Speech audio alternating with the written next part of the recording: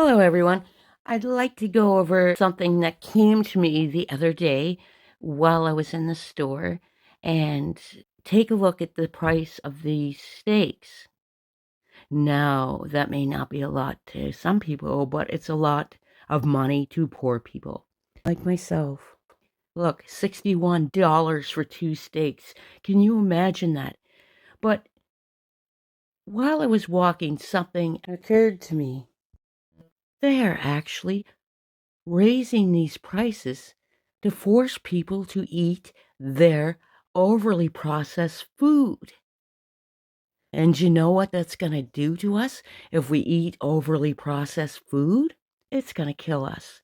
So, processed foods clearly have many, many health risks included. Some foods are much more processed than others. For example, a bag of green salad isn't processed that much. It's only minimally processed because it's in its natural state. What we're talking about here, highly processed foods, okay? And there are many potential risks. For example, increased cancer risk. A 5-year study over 100,000 people found that every 10% increase in consumption of ultra processed food was associated with a 12% higher risk for cancer. Heavily processed food often include unhealthy levels of added sugar, sodium, and fat. These ingredients make food we eat taste better, but too much of them leads to serious health issues such as obesity, heart disease, high blood pressure, and diabetes. They also lack in nutritional value, but they add dense calories and they are very addicting. If you compare it to, say, for example, green beans, a cup of those are only 44 calories, while one Oreo cookie has 50 calories. And for the record, they're full of artificial ingredients. There are about 5,000 substances that get added to our food.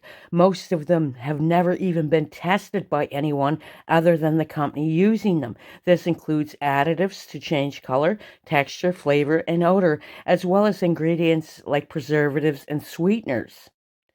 And apparently, the FDA hasn't given enough money to be able to review all of these so called artificial ingredients. So we can clearly see where this is leading. No, I'm not talking about processed foods such as preserves, homemade preserves, which are actually quite healthy and hold their nutrients. Processed foods are obtained from laboratories and not nature. The foods are genetically modified, gastrointestinal disorders, infertility, and can damage your organs. Daily munching of processed foods promotes aging and kidney damage as they contain phosphates and genetically engineered ingredients. Now, on top of that, I did post something in community the other day.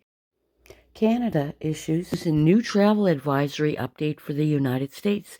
So, what these people are saying about this is the guns, okay? It's dangerous to go there. And these people are referring right back to the 1800s, which is just completely ridiculous. However, they're trying to get rid of the guns in Canada. So, and the hunters here aren't very happy about that because that takes the hunters' chances of kill and eat away, therefore pushing them to rely on their overly processed food. Do you see where I'm going here? If they have 5,000 things that have not been reviewed by the FDA, even 1,000, say, what are they?